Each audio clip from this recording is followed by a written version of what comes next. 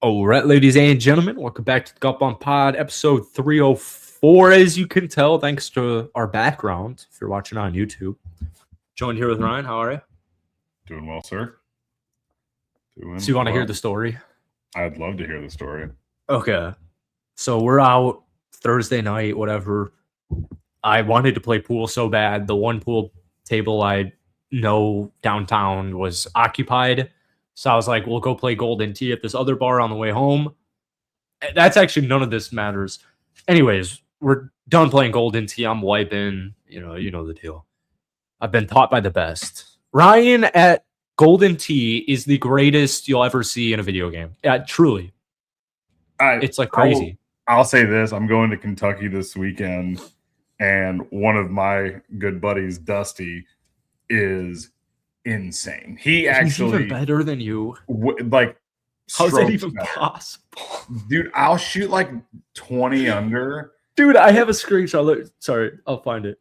No, so I'll shoot 20 under and lose by 3. But the difference is, like, when I shoot 20 under, that's like really good. Mm-hmm. My goal is to shoot 16 to 18. I would say most of the time I'm shooting 18 unless it's a crazy course. If it's a normal layout golf course that doesn't have like dinosaurs and castles on it, because those are crazy, dude. Those are they different, get really hard. Really hard. Yeah. On a standard golf course, I'm birdieing most holes, eagling all the par 5s, shooting 18, 20 under. This guy, I've seen him shoot like 26. Pulling out from fairways, eagling every par 5, driving a green on some par 4s. Like, so what's his background for that skill set? Similar. He lives at a Buffalo Wild Wings that has a Golden Tee, and that's just like their hangout in Kentucky. Crazy! Oh my god. I actually he's one of the people I haven't texted yet. I feel bad. I need to hit him up and I've got to pick a Ryan shooting like 47 at the Sandbar in Fort Myers. Like, I know I've got it favorited. It made the Golfballing story. It might have even been lower. It was something just actually insane. No pars, no bogeys, several eagles. It was crazy. So I bring the girl and I love the closest to the pin, and I assumed it was like, yeah, I'm going to hit mine and then you're going to hit yours and I'm going to sip my drink or whatever. But it's like some of the Golden Tees are like, really, this is insane. And it's fun. Anyways, the whole point of this, I guess it's only 3 minutes in. I just learned, and my girl said this was embarrassing because I wanted her to alert her father. She told me a story about how her dad used to drink Budweisers as a kid or my age, and then into his adulthood, he switched to Bud Lights because he just can't do it anymore. And I was like, what? What are you talking about? So I just learned at 26 years old that a Bud Light is a lighter Budweiser. Yeah, you've got the same reaction. In what world did you not put? I never linked that. I was telling her, I was like, they're the same company. That I was like, why would they do that? It's the same company. She's like, yeah, that's why it's the same company. It's called a Bud Light. Why do you think it's? She's literally said, why do you think it's called Bud Light? And I was like, crap, that's insane.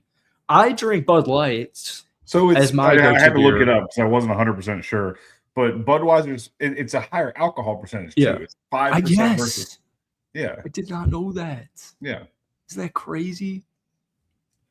She was like, of course. I've always been a Bud Light guy because that's my dad's growing up. That's my whole dad's side of the family's beer.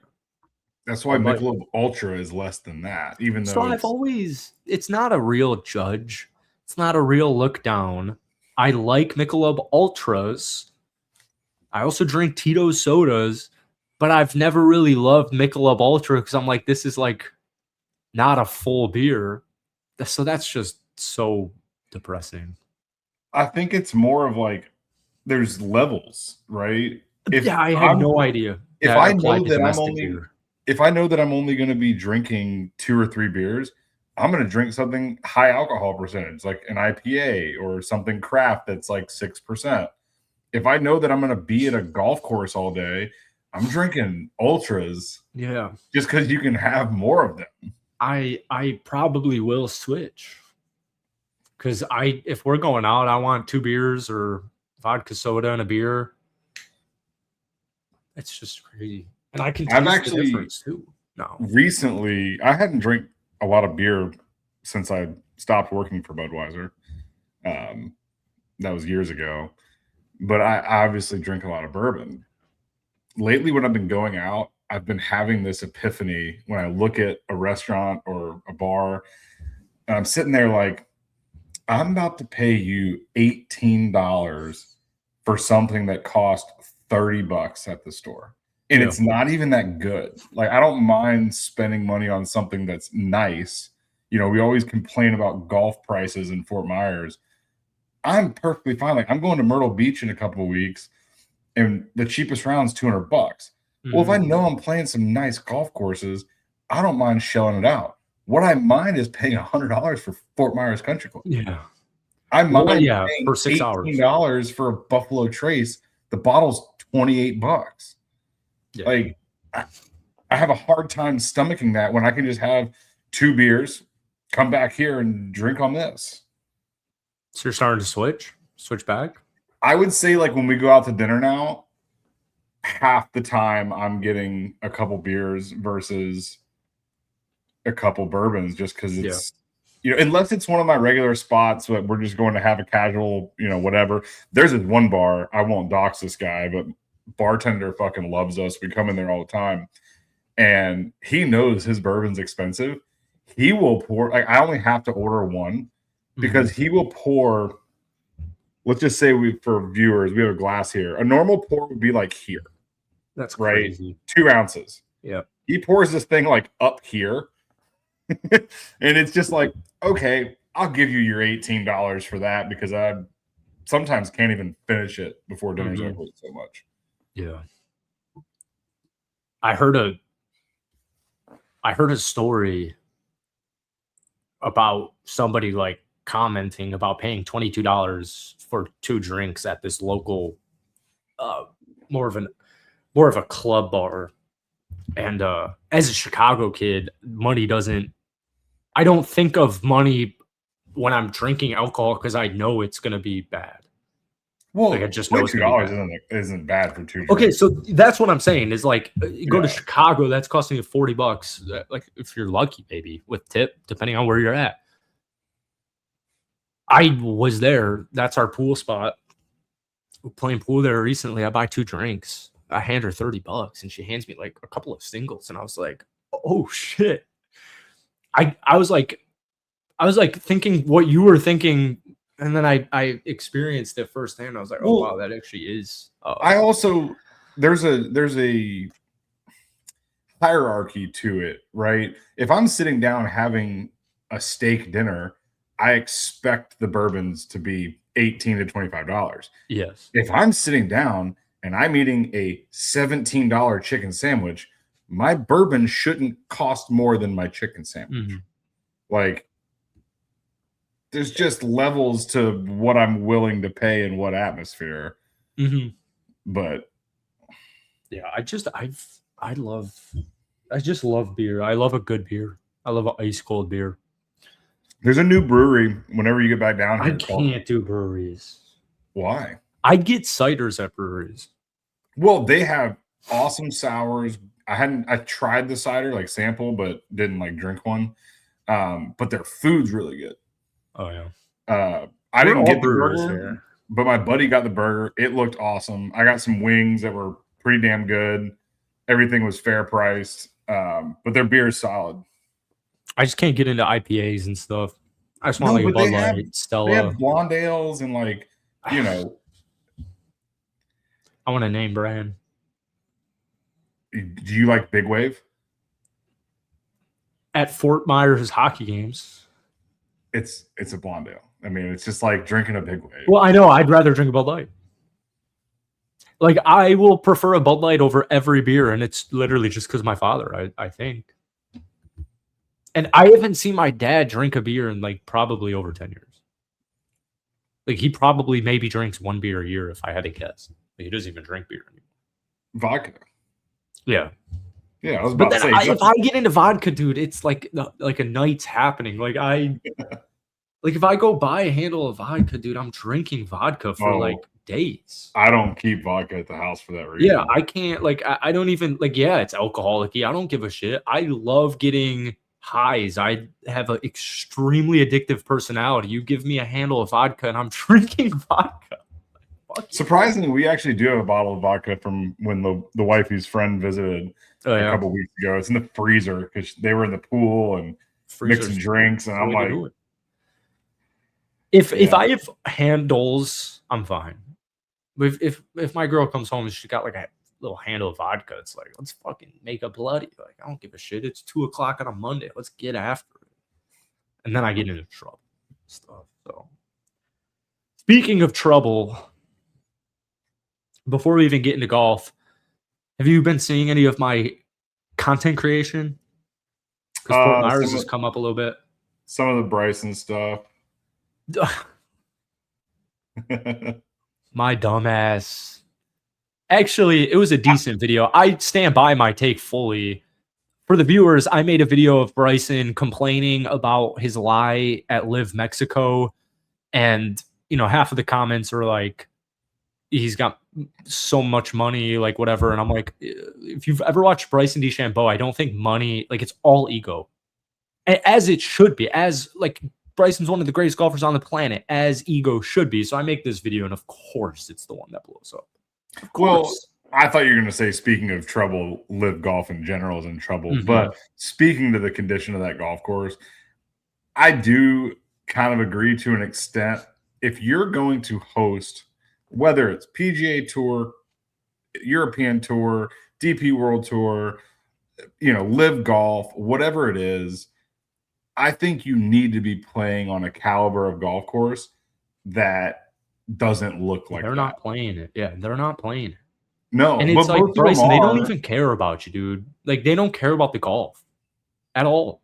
It's the atmosphere. It's just not the golf. But at the same time, like, if I was a professional having to play in those conditions, there's a difference between the conditions were hard, or it rained and there's low spots that are wet, or different things along that line. Hitting off of like hard pan dirt because the course is just in shit shape and you're 15 feet off the fairway. It's 15 feet off the green. Yeah. Like if you were off the green. If you were in a trampled area that was 60 yards right because you sprayed one into an area that's not meant to be played on. Yeah. Different story. I have to say I pseudo agree with. I thought it was hilarious watching him. There's like a 2-minute thing of him, throwing a little fit. And I made a video and I deleted it because I'm like, Bryson's becoming a douche again. As he should. Because I'm watching this LIV thing and he's like waiting and waiting and waiting. And he's like bitching to his caddy because the lie actually is horrible. And the official comes up and he's like, Bryson's like, this can't happen. This can't happen. I can't. This can't happen. And the rules official is just like they don't care about golf on LIV, and LIV is done.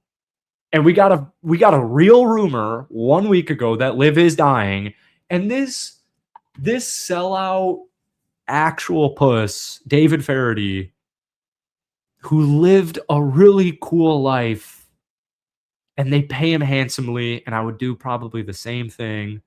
And the other guy, whoever his name is, do you see that? They get on at the start of the broadcast, and they're like, oh, you guys got to do something else if you're talking about the downfall of LIV. You're going to be talking for a long time now. And it's like, well, the gig's up. They're getting fed that. Exactly. The gig is up. The jig's up. Whatever it is about LIV, it's over. The interesting thing is going to be, does it come out that Brooks and Patrick Reed had some sort of like inside tip that it was happening? Had to have, right? They have to have somebody. And like I say, it doesn't even take Bryson's big scientist. Bryson's seeing it now. It doesn't take a scientist, a rocket scientist, to figure out the even like a 3-year time frame of LIV. I was going back and listening to some of our old pods where we're talking about LIV, and I was so pro it because I hate the PGA Tour's copyright. And this is like 5 years ago, 4 years ago that we're talking LIV, and none of the promises and whatever, and they just lost Brooks and they just lost Reed, and they're about to lose Bryson. And at that point, you got nothing. When you lose Bryson, you lost John Rahm. Because whatever loophole or however Bryson makes it work to get back onto the tour, because he's going to be back on the tour, Rahm will do the same thing. And all of the top guys, if DJ wanted it or whoever, I don't even know the big names on LIV anymore, all of them will do whatever Bryson's going to do. They're just going to pay. I have a feeling. So Brooks's deal was $5 million. Patrick Reed's was different because he has to sit out for X amount of months. Yeah. They're going to make it a case-by-case basis, and I wouldn't be surprised if it was a percentage of their earnings. So you think about it, the smaller tiered players are going to owe less money because they made less money, but they don't want to make it unfair and say everyone owes us $25 million because there's plenty of those smaller guys who didn't make $25 million. But the big guys are going to fork it out. I think the big names are going to owe a ton of money if they want to play on the PGA Tour. Yeah. I think we're gonna be talking about this in 6 months, and we're gonna go, Brooks got such a fucking deal. It was like insider trading. $5 million is a fraction of what he made, and he's back. Who are the golfers in that group? Do you remember that? It was like these 5: Cam Smith, Bryson, Rahm, DJ, Brooks, Mickelson. They all have this ability. He's been – I didn't realize this. Phil Mickelson hasn't been playing for months. Yeah. Didn't even realize that. That's how little that LIV Golf promotes their shit. It's just sad. And I there are a lot of people that don't want Bryson back on tour. And, the way I see it, it's almost as if you revoked your American citizenship is the way I would view it. And if you were born an American citizen and you decide to get out and now you want to come crawling back in because America's daddy, then you got to pay the piper. Now, this is going to be an interesting storyline because this guy's been playing pretty damn well the last year. Anthony Kim back to the PGA Tour. Do you know what kind of numbers that would do? Probably for like a month. If he's playing well. I'm not saying the Anthony Kim. If he plays well, yeah, of course, yeah. If he goes out there and starts at least top 10ing some PGA Tour events. Well, that's crazy. That is huge. It's not crazy. If he's top 10ing PGA Tour events, first off, he plays for LIV. He's 40 years old. Anthony Kim will never play on the PGA Tour ever again. I don't know. There's no shot. If the PGA Tour even brings him back, I'd be surprised. Maybe Roll-Up would do that because he's a newbie, and he I think Roll-Up, the new guy, I think he sees the game. So I guess it isn't crazy. The whole like relegation or just working your way back to the tour, that seems to be, I don't think anybody gives a shit about the money. I think what people care about is everybody, based on my viral Bryson video, is everyone that isn't on that side wants him to work it back, not pay it back. You got to get going in Q or Web or whatever the heck it's called these days. Well, they're all having to do that. Brooks was sitting out as a first. Exactly. RBC. Like, it's just not sexy in the reporting. I don't think that anybody's going to get that preferential treatment. If Brooks Koepka doesn't get that kind of preferential treatment, they're all going to have to work for it. They're going to have to go qualify for events. Yeah. In maybe a year's time, they'll start getting sponsors exemptions after they have some status and they're, whatever their finishes are throughout the year and the events they can play in some of the weaker fields. But yeah, it's going to be interesting. Mm-hmm. I can't wait for Bryson and Reed. I miss them so much. And I thought the whole Bryson withdrew from LIV. And people are saying it's nothing. I'm I'm not a news guy. I don't want to say that Bryson will never play again on LIV. It wouldn't shock me. I think Bryson's wrist's perfectly fine. Is really it. Yeah. And the funniest part is like I said, that video went pretty viral, 150 or whatever on the talk. I think, yeah, just whatever. I would love for LIV to just implode. I would like at the end of the year, it's going to be done. We've kind of that's already been foreshadowed. I would love for them to just show up one week and everyone be in like Abu Dhabi and they're like, I'm sorry, there's no funding, there's no purse, we're not playing, and they're just in a foreign country and LIV does not exist anymore. Like that would be the perfect ending to LIV golf. So many people were like, Bryson has, I mean, can I even Google what? I mean, you can't. I'm sure this is wrong about everybody, but I'm gonna look up Bryson's net worth. Let's see here. It cannot be $60 million. No, it's probably 250. Yeah, there is no way it's $60 million. He made more than 60 million for going over there. Yeah, 125 is the multi-year deal. You know, honestly, like. He won the 2024 US Open, which gave him 4.3. That's enough for Bryson. I don't even, they're just, the most annoying part I get with LIV is how much people think these guys are just fine with it. And I prefaced the video saying, this isn't Jason Kokrak. This isn't Pat Perez. This isn't Martin Keimer. It's Bryson DeChambeau, and the dude is miserable. He doesn't care about money. Money's not doing anything to Bryson's life. He was already fine. Bryson DeChambeau is a pro golfer. Like, honestly, how many of these pro golfers even need that LIV lucrative bonus? Like, Jason Kokrak probably isn't the richest dude ever once he was done with the tour and went to LIV, but, like, he's not looking at his grocery bill. He's not checking his bills. I would be willing to bet he could never pick up a golf club again in his life, and his kids wouldn't have to work. I'm saying before LIV. No, I understand that. Yeah. Oh, yeah, still. That's what I mean. Like, yeah, no, he made good money. You know, he was probably making millions of dollars, if I had to guess. We always talked about it. He had a lot of top tens. You know, he'd cash out $500,000 for a 5th place, you know, in a big event. He won 3 times. He made his money, and then he got a paycheck. I'm interested to see what the lowest paid contract for LIV was. I bet you it was 10 mil. Like low. I think they probably did 5.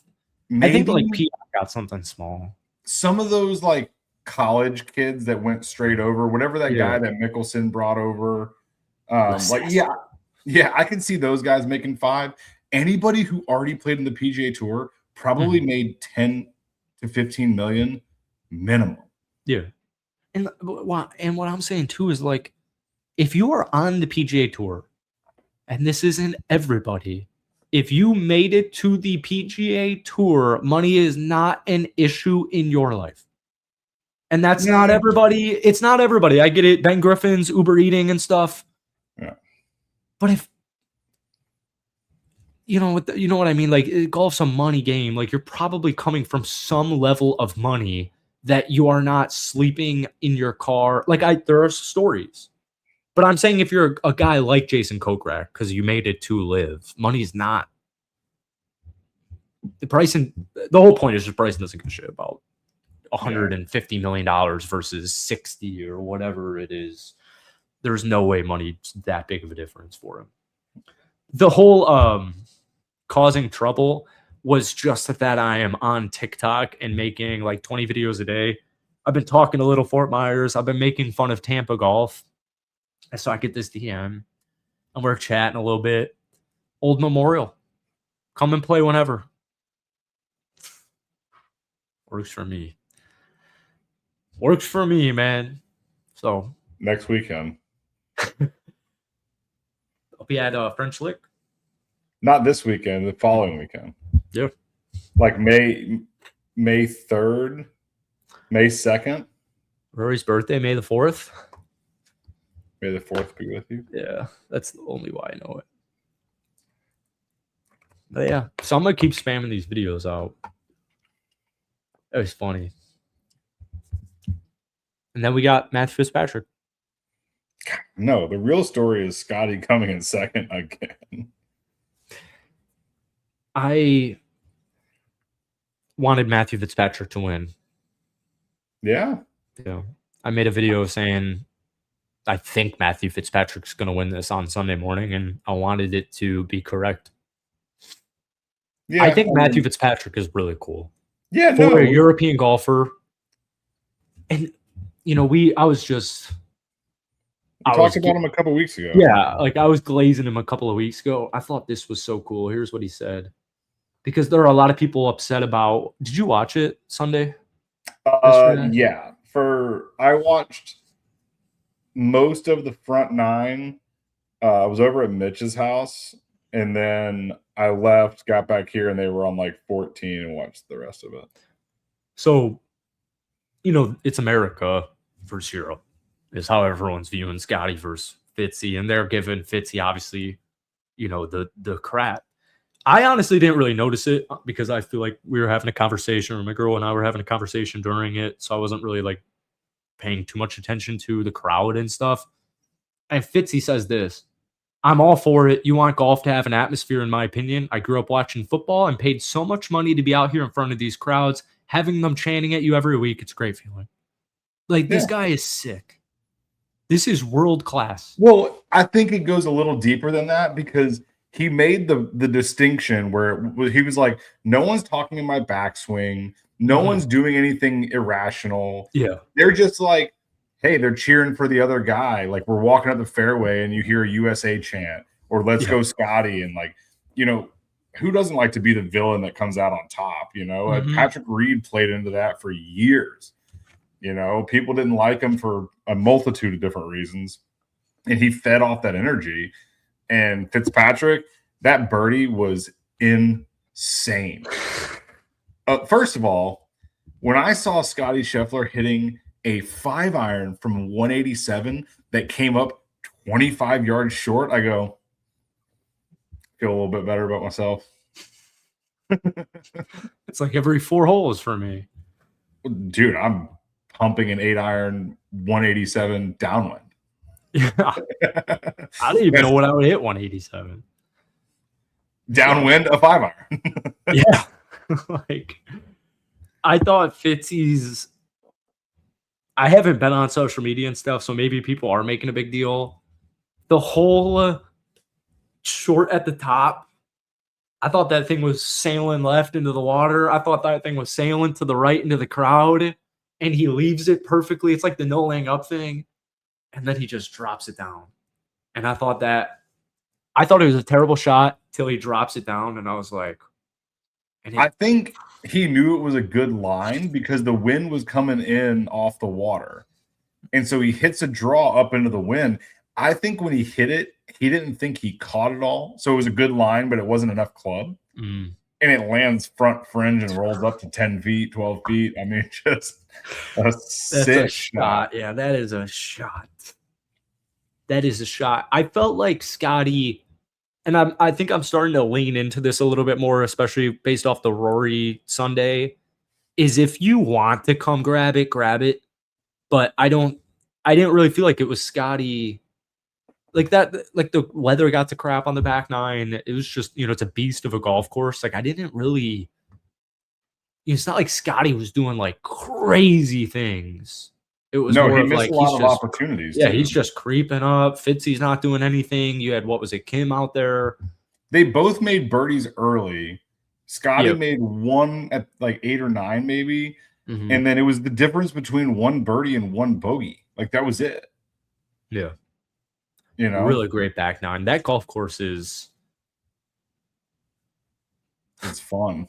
I'd never, I think that like the media got to me because what would a round cost? Fucking $700. Yeah. With a cat, it's like $550 plus caddy plus tip. So me and my brother used to play it. We go to Hilton Head every other year on a family trip. I remember when that golf course was $275, and I would pay that any day of the week. now it's over 500 plus $100 caddy plus you're going to throw them $50. You're looking at a $700 day after tax, and it's like it's a shop food. That is what I will say is the best part of Harbortown. Their clubhouse is sick. Oh, is it? Clubhouse is sick. So it overlooks the 9th green in the practice area, and you have this loft. The men's locker room is upstairs. Oh, really? So I'll send you a link to my last trip done there. A post of that. That's cool. Oh man, I should have. I have a really good picture of the locker room. I need to get into this clubhouse lore because people care about it. I care about it, and it's not like easily fed info to learn about the Hilton or Harbortown's clubhouse or that kind of stuff. I just did one about Shinnecock. I thought it was super cool. I just sent you my post from the last time I was there, which was 2024. We go back in August. That's green. So this is actually the first picture is when we were eating dinner at their steakhouse. Oh, cool. We took the family back after we played because we stay in the same neighborhood in Sea Pines. So the first picture is overlooking the putting green, and then like the little bunker there is number 9. And then obviously 18, 17, and then the clubhouse. But the men's locker room's upstairs. They have a little bar and grill in the men's locker room where they'll bring you drinks, and you can sit out on the patio and watch people come up 9. It would be cooler if you had the clubhouse closer to 18. But there's also this restaurant called the Quarter Deck, which is not associated with Harbortown Golf Course. Oh, really? Oh, because it's on the marina. It's on the marina, and you can get a table at Quarter Deck and just sit up there and eat dinner and watch people come in. Oh, cool. I noticed that on 18, especially when the crowd came in. I was like, well, that's the ocean. There's not really any seating on the back. That's the marina, and then it's the trees. It was kind of like Arnold Palmer. You're far away too, because there's like a lawn in between behind 18 green where people get married. Really? They have events there. They'll set up tents and do, whatever. But it's actually probably like 200 yards, 150 yards from the restaurant to 18 green. Mm-hmm. Wow. Yeah. You got a low there? 77, 78. Really? That's awesome. I hit the greatest 3-wood of my life. I had about 205 in. Breeze was into us. 18. And Caddy told me to hit a 5-iron out to the right and try to get up and down because the pin was in the back. I'm like, hammer my fucking 3-wood. And put it to like 20 feet, 2-putted for par, and got the fuck out of there. Man, freaking layup. It's the last hole of the day. Well, he wanted me to protect the breaking 80. Oh. He's like, bogey's fine here. Like, yeah. Eat your 76. Make a big fucking number. Yeah. I bought this book before, or I bought this book after it for the viewers because we get 6 fucking YouTube views. Bury Me in a Pop Bunker, Peak Die. He's got all his courses on here. So I bought this book after Harbor last year. And so I read it and all these golf courses. We're going to French Lick. And then I finally appreciated it. And what I noticed was I'm going on a golf podcast soon. A golf history podcast. I'm excited about that. Oh, there is practically no history about Harbortown outside of books. Like there is pretty much no documentation other than 1969 when it was the first event. There's a little bit from 70, especially with like Nicholas and Palmer, but there's nothing from the 70s. There is nothing from the 80s. There's a little bit from the 90s. With Davis Love and Payne and stuff, but that's really it. I was very surprised how little information and pictures I was able to get from such an iconic course. Because you hear this, Pete Dye to me 1 year ago meant absolutely nothing. You could tell me Pete Dye and I would be like, who is that?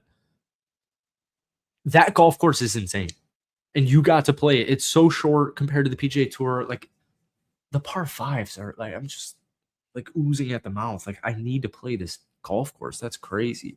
So we're playing French Lick, which is a Pete Dye And I absolutely can't wait. I think it's like $400. I cannot wait. Easiest yes of my life. I'm hoping, still fingers crossed, that I'm even in that group, that I'm even able to get a tee time. Easiest ever. Oh, yeah. And it wouldn't have unless I read that or books and crap. But like, I think golf history and the architect, clubhouse, I think it's so fascinating. And the only way you can get any information about this stuff is books, which is cool. But yeah, I'm trying to take it to the internet. I wish I'd played more golf up north. I really haven't played much at all. It's either been out west, mountains. I'm jealous of that. Yeah, I'll take you north. We got to go west then. Oh man, I want to go Arizona next. Like that sounds awesome. Arizona's definitely the next destination. Like obviously Bannon would be cool, but it's such a process. You got to be a year out. You put your name on like a waiting list. I'm pretty sure. Crazy. I have heard that doing February or January, it's cold, but it's not miserable. It's like 40s and 50s. But it's a lot more reasonable and there's openings. Like the problem is people want to go from May to August because it's their season. It's nice. But that's going to be down the line. Mm-hmm. I mean, like I feel like I say this all the time. I'm surprised you're not on golf Twitter. You seem like a Twitter guy. And the courses some of these dudes are just playing, it'll be like Tuesday morning. And it's probably like an old pick or whatever. It's burners and it's SEC burner golf Twitter, and they're just playing these courses. And it's like, I need to play Marion. I need to play actually like Seminole. That's like I need to play Seminole, but that's crazy. I need to play Marion. Good luck. You know what I mean? Like I have to play Augusta. Like I have to play Oakmont. Like, and you're sitting here like everyone else. Like, I agree. Like, but I need to play these golf courses. So we got to get after this. So I'm making these TikToks, and it's very out of context because like the podcast is like its own interesting forum that's also like kind of blowing up right now initially, which is super. There's not much data for podcasts. Like, I don't know anything about you guys, and that's why I want people to watch the YouTube so I can read a comment. The golf it's unbelievable. And just the fact that I got a DM saying, come play Old Memorial whenever you want with me. Like I gotta get going, dude. Younger guy, because we need to play these courses. Probably your age. Yeah. Like I need to play golf. And like Nick has such a great golf course history and resume, but like he's oozing at the mouth for all these too. Like he's on that track. I got to get to that track. And apparently TikTok's an avenue. So I'm going to get after it because we got to play Augusta. I need to play Augusta. I know. I'm aware. I need to play Oakmont. I need to play Marion. I need to play Pebble. Like I just. Pebble, you can just go play. I need to play like TPC Harding, dude. Like I just need to. I don't know. I just have to. I think you're setting yourself up for disappointing. I'm aware. If you think either of us are ever getting invited to Augusta, I don't know, man. Seminole, I think I could do it. Seminole, I think that you like our network. I think there's a potential. There's a Seminole invite at some point. I look back at my early Golfballing days, and some of the golf courses I played with no appreciation really pisses me off. And it's more of a piss off of the guest that's accompanying me. And having Nick for a lot of it is awesome. But I wish I had a more just better understanding of, honestly, just golf and that kind of stuff. But yeah, because it's so connection based, and I'm gonna get after it. I just feel like the longer we live in Florida, the more likely we're gonna run into some old guy at a bar that's like, yeah, I'm a member at Seminole. And it's like, I'm not saying it's likely, but there are so many opportunities. I sat next to this guy on a plane that was a member at Calusa Pines, and we talked golf for like an hour. And I couldn't figure out a good way.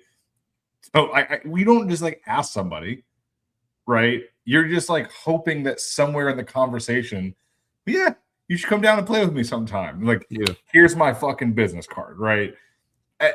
I'm not going to be the guy that's like, hey, so when can we set up that tea time at Calusa? Or, you know, it's like, I fully agree. it'll happen. Like, it will happen. The difference is having golf balling.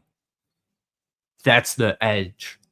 And yeah, so keep hitting the like button so we can play. Keep hitting the like button. I mean, I just you know what I mean? Like, I had so many experiences like in my early 20s where these people are like fans of golf balling and they just invite me to these TBC Detroit, whatever it is. Like, I just very grateful. And the sanctuary, you know. Exactly, but it's still possible. Yeah. It's still out there. And so I'm gonna reach for it. Because if I'm reaching for Augusta and I hit Marianne Oakmont, fuck yeah. Root for me. That's gonna play. So congratulations, Matthew Fitzpatrick. That's all I have to say about it. Yeah. In a roundabout way. I am done picking Wyndham Clark. Maybe forever. I'm personally banning Wyndham Clark. Weekend? I didn't even look. He came in 16th. I think Henley was like 25th. Russell Henley. The Miami Championship at Trump Doral. Oh, that's next weekend. So were they off? They're at Zurich. You got me excited because they were talking about the Zurich on the broadcast, and I remembered, this is that 1 week of the year that's actually nothing. But yeah, Cadillac Championship in Doral at Trump National Doral is in 2 weeks. $20 million purse, elevated event. Can't wait. That's actually awesome. Can you not bet on the Zurich? Definitely, I'm sure you can. I don't even know the teams. There we go. Wyndham's in the field. Matthew Fitzpatrick and Alex Fitzpatrick are the top picks. Oh, yeah. Yeah. Wow. Rory is not playing with Shane Lowry this year. Rory's in this event? No. Oh, okay. Because he always plays with Shane Lowry, but that is not who is paired with Shane Lowry. Yeah, he just won a master. It was weeks ago. Dude, he doesn't. Get over yourself, dude. You don't want time out. You're telling me you don't want to win the most prestigious golf tournament in the world and then go play with your boy in a fun event that you don't have to give a shit about and go out there. They won 2 years ago. 3 years ago, I think. What on is Shane Lowry actually in this field? With Brooks. The reason Shane Lowry's in this field is because he keeps choking on Sunday. Shane Lowry's not voluntarily in this field. I highly doubt. Like, what did Scotty do a couple of years ago? Didn't he play the Heritage or something? Like, if I work my whole life and I win a green jacket, you will not see me till now the Cadillac Championship. This might arguably be one of the worst fields I've ever seen. This is by far, in my opinion, the worst event on the PGA Tour. I don't think it's close. I don't watch a second of it most of the time. I like team events though. I just don't think. I don't think team events work in golf. It's just not a team sport, and I think if you're gonna, TPC Louisiana, you're gonna have to do a little bit better than that if you want some eyeballs here. If you bracket it like the WGC, we've got something, but it's not bracketed. Don't care. And I get the whole cons to bracketing is, well, what do we do on Sunday? Because there's 4 people on the golf course and 2 of them we don't care because who cares who comes in 3rd place? Blades is in it. I just scrolled through the entire field. It's pretty bad. Do you know I'm going to go Brooks and Shane Lowry to win. Brooks and Shane Lowry. Yeah, it's a great pick. I kind of want 2 for that. Do you know who Wyndham's partner is? I don't think he's playing. I see him in the leaderboard. Is it Joel Damon? Let me find him. I do not see him on here. If he is, he's way down. Oh, shoot. This is alphabetical. This isn't teams. Yeah, Wyndham's in the field. This is... Don't use CBS Sports if you're looking at the Surrey Classic. Oh, Taylor Moore. Taylor Moore and Wyndham Clark are a pair? Yeah. Oh, okay. One last time. One last pick on Wyndham Clark. Because, what was it, 16th? That's not even bad. Oh, dude. Blades Brown and Luke Canton. Oh, nice. That might be a team to look out for a long shot. That's sweet. I can't believe his name is Blades. Oh, my gosh. This kid is 18 years old. Born in 2007. Jesus. That makes me feel old as fuck. 2007, man. That is crazy. I'm trying to get my drives past like 250. I got Blades Brown at 18 on the freaking PGA Tour, consistently playing. It appears. That's all I got.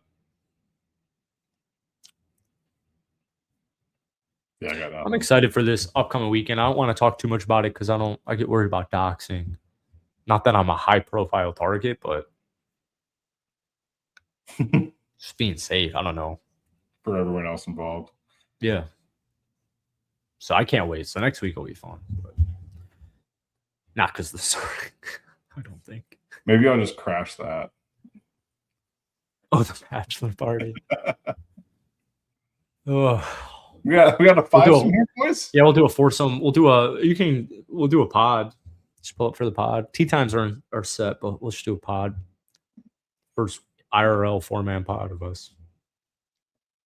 One day. Well, thank you everybody for watching or listening. Ideally watching. But anyway, it is what it is. I think we got 6 on our last. It's tough, man. Went from like 150 to 6. But... I just don't understand how it's possible to have 6. I don't understand how it's possible to have consistently less than 10 views on a YouTube video, let alone the 300 golf balling episode podcast.